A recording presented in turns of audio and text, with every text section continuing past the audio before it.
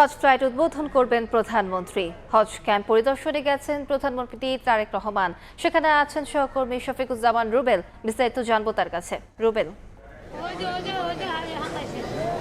আজ থেকে হজ যাত্রা শুরু হচ্ছে। আপনারা জানেন যে তার ফ্লাইটের উদ্বোধন করার জন্য মূলত আশকোনা হজ ক্যাম্পে এসেছেন প্রধানমন্ত্রী তারেক রহমান। কিছুক্ষণ আগেই তিনি এই আশকোনা হজ ক্যাম্পে প্রবেশ করেছেন। আমরা যতদূর জানি যে ঠিক 11:30 নাগাদ তিনি আনুষ্ঠানিকভাবে উদ্বোধন করবেন এই হজ যাত্রার।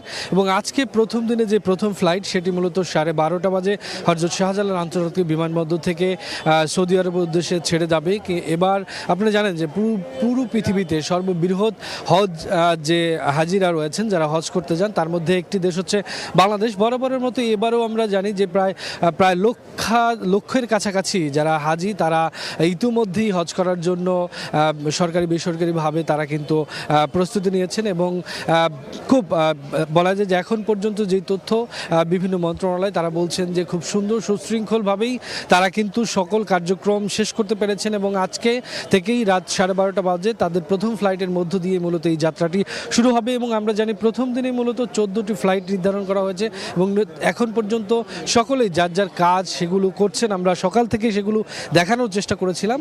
মূলত এই রাতেই প্রথম উদ্বোধন করবেন প্রধানমন্ত্রী তারেক রহমান এবং সেটির কার্যক্রম ভেতরে চলছে। আমরা সে বিষয়টিও আপনাদের দেখানোর চেষ্টা করেছি। এবং বাহিরেও আপনারা দেখতে পাচ্ছেন যে অনেক লোকজন রয়েছে হজ ক্যাম্পের সামনে, কেননা প্রধানমন্ত্রী এখানে এসছেন, তাকে স্বাগত জানাতে।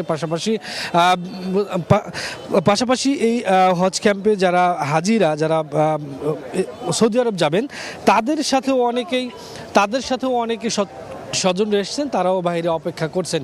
সব মিলিয়ে বলা যায় যে কিছুক্ষণ পরেই মূলত প্রধানমন্ত্রী উদ্বোধন করবেন, তারপরেই মূলত হাজিরা তাদের পবিত্র হজ পালনের উদ্দেশ্যে রওনা করবেন। এবং সব কিছু ঠিক থাকলে আজকে মূলত 14টি ফ্লাইট সৌদি আরবে যাবে। তো সব মিলিয়ে হজ ক্যাম্প থেকে এই ছিল এই মুহূর্তে।